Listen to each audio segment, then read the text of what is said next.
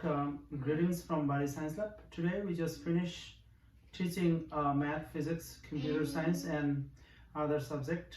And we always do. As we always do. And as you know that we do care. We care a lot about our audience, who whatever age or whatever subject they might be, or whatever visuals or audio signals helps them. So our main goal is there are 2.2 billion children in the world. Our main goal, We have 2.2 million children, yes. Body Science Lab main goal is to make sure that we want to inspire every single child to fall in love Every with, last one to fall in love with math and science. so that they too have a real chance to become Sir Isaac Newton Yes. or Albert Einstein. We just want people to advance in knowledge so we can become a better civilization, have better ways and better efficiencies than what we have before. We want ourselves to become smarter, because math and science is the way that we can improve our machines and increase in strength against potential threats like aliens, fourth degree aliens coming from another civilization at the speed of light, ready to kill us. Of course, there are many different ways to help 2.2 billion children fall in love with math and science. We do our own way, and that is by teaching. You can do your own way. You can do it by teaching or by giving us support who are teaching. We are teaching, so you can give us support.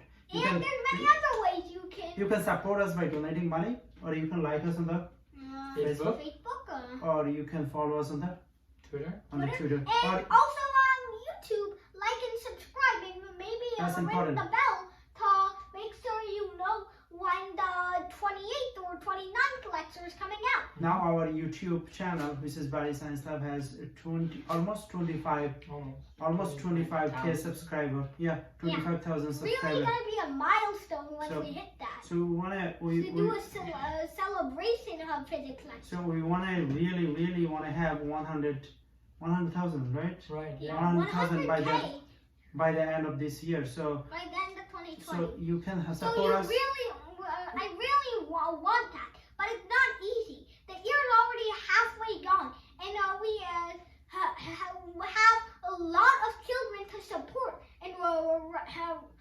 inspire. So we want you to help us in join our campaign. campaign. Let's fall in love with math and science. That's the name of our campaign. And the love as well.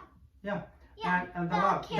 the lab is to creating the world without terrorism, and the Let's Fall in Love with Math and Science is also creates avenue, because once everyone fall in love with math and science, then they will be too busy to create problem rather than. And So- that's where the love comes in. That's where the love comes in. Okay, now, help us survive. Help us survive, because we spend like almost entire day. We wake up like today. We woke up for what time? 6 o'clock. 5 a.m. Well, we started working from 6 a.m. and we go to bed like 3 a.m. So we literally spend around the clock to create the lesson plan, and our lesson plan consists of doing Yeah, 21 hours. lesson and exit sleep and so all right. So today our main topic is Skinner, right? BJ Skinner. BJ Skinner. We're going to talk about him, and he's the expert. Every day we talk about different education philosophists. Why we talk about education philosopher? We talk about education philosopher because that's help you understand how you can nurture your children. Once you understand how you can nurture your children, then your children have 100% opportunity to become the next Sir Isaac Newton or Albert Einstein. Will your children become next Sir Isaac Newton or Albert Einstein? You don't know. Should you try? Yes. Should you give them 100% chance to become next Newton or Einstein? Yes. So that's why. Wait, I just want to comment on something that happened today. Let's look at No, it. just like I want to comment on something that happened today. So, Okay.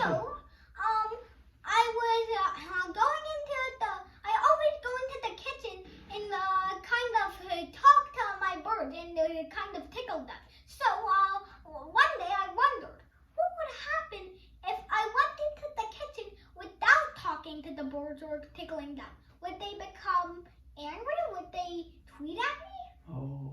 Mm. Well, that's really where our conversation begins. Right. Conditioning. And conditioning, and that's where three gentlemen, three scientists, Mhm.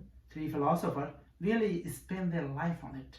And Pavlov, Ivan Pavlov, Mhm. he was born in Russia, and then Watson, he was born in America, and then B.J. Skinner, he was also born in America.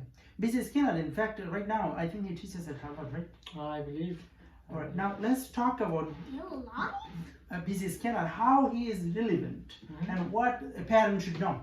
So. Yeah, let's start our conversation with What this. about me? Oh, yeah, sure. So, this is what I hypothesized they would do. So, if I stopped there, so they usually would tweet back in happiness, like, quit, every time I tickled them, or every time I tried to You tickle the imitate butt? them and Butt? copy Yeah, them. okay. So, if I went into the kitchen and I didn't tickle the birds, then the birds would still quit in happiness if I did it long enough. Because even if I wasn't taming it. But I think there is something missing. If that thing associated with something, Right. for example, you knock the door of the kitchen, okay, every day, okay, and you give them food.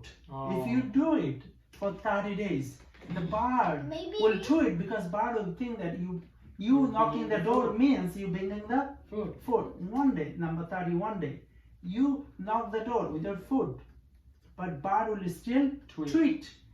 Bird will think that door knock associated Tweet. with food, and that's why the bird tweet. Yeah. Now, how that philosophy actually come from Ivan Pavlov, and he won the Nobel Prize in 1904. We call it classical conditioning. Meaning that you reward the good behavior, desired behavior. Is that what it is? Yeah. You reward. For example, when the student writes nicely, you give them a candy. So a student will not come tomorrow. A student will not write it to get a good grade. They do write a good the essay candy. for the candy. Mm-hmm. And that's exactly what B.J. Skinner proposed. Oh yeah. So he proposed positive and negative incentives. Sure. Positive incentives to pull students towards good behavior. So positive incentives might be student of the month, or you might say that's what they do. Ryan is doing what everybody else should be doing, and suddenly you'll notice everyone doing what Ryan is doing. So those are the positive Oh incentives. yeah, that's also right. Mhm. And what is the what he call it? Wait, so basically, positive rewards, positive consequences for doing good, positive consequences for desired behavior equals desired behavior. Right. Now, Because some people. are always attracted towards positive consequences and repel from negative consequences. Some people take it too far, Right. and they punishing the undesired behavior. Right. Don't do that. That's not classical conditioning. Do not punish the undesired behavior. Some people in India and Bangladesh, I know that the teacher punish the student, they torture the student for not understanding, for not memorizing the essay. For example, the cow essay. The teacher assigned, hey, memorize the essay on cow, and come tomorrow. The student stand up and cannot recite that cow has 4 legs, 2 eyes, 1 tail, something like that. And teacher started hitting the student. So we call it punishing for undesired behavior. Yeah, teacher expected the student to say Recite something it. about cow. The student failed to do that. Please do not use punishment for undesired behavior. So how you can fix that Negative problem? consequences for undesired behavior equals equals really not really anything. So So All right, positive. now let's go back to him. How we can resolve this Undesired solution? behavior can be can happen without without warning. So you don't know if you will have a desired or undesired But behavior. if you are a in teacher, yourself. so if you are a teacher and I'm a student, and you ask me, hey, stand up and tell me something about cow because that was the assignment. Okay, tell me, ask me. Can you say the cow assignment we assigned you Cow, on March cow, 25? cow, cow, cow, cow, 21. cow, cow, cow, cow, cow, cow, cow, cow, cow, cow, cow, cow, cow. That's not how you're gonna do that. Yeah. That's not how you're not gonna assign. You're not gonna assign other homework. How you gonna respond to? Yeah. So for if you give your students negative incentive, for example, if you punish the student who cannot recite the cow essay, it creates a negative feedback loop. No, you ask me. Your teacher asked me. So recite the cow essay. Cow, cow, cow, cow, cow, cow, cow, cow, cow, cow, cow, cow, cow, cow, cow, cow, cow. Exactly. that's- Perfect. So if I was the teacher, I would say, Alex, unfortunately you have not memorized the essay. Why don't we take a look at how it should be done? So you're telling the student how they can fix their mistake instead of punishing the student for doing Well, the I mistake. disagree. All right. So in this. Yeah, that's what you should do. But the strongest response would be rewarding the student who can say something about cow. So you say, I have let's say I have two students. Wait. Say something about cow. Cows eat grass. No, more than one sentence. Cows eat grass. They also have black spot. That's really basic. No. Say something about the description of cow. Cow is a mammal that eats grass. It has a black and white texture. This is really ridiculous. No, description. 4 legs, 1 tail, 2 eyes. Description of cow. Four Can you ears, be serious? Yeah. Yeah. 2 eyes, 4 limbs, and 4 legs. No arms, and its texture is black and white. It usually likes to eat grass. Okay, I think that's enough. Okay. So explain cow assignment.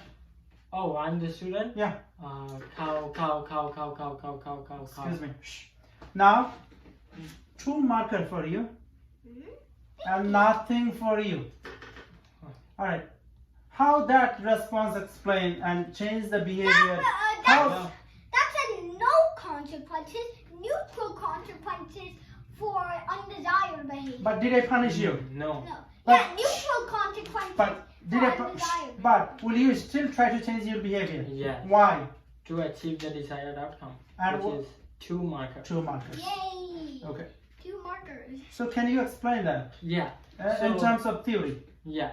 So let's look at the theory. Let's say we have a scenario where we have 2 students. One who has achieved the essay, has memorized what the teacher asked them to memorize, and another student who hasn't done what the teacher has asked. So let's say the teacher first asked the student who did not memorize. And if they fail to recite the essay, what will the teacher do? He will turn to the student who did memorize and reward that student, making the other student want to achieve what the successful student was able to do. Is that what the Big So deal. is really, Skinner? just a bit of envy is this theory. This theory is when somebody achieves something, the others have envy and want to achieve it too. Does it work 100% of the time? No. But does it work sometime? Yes. Well, no method will work 100% of the time, but you can always try out different methods in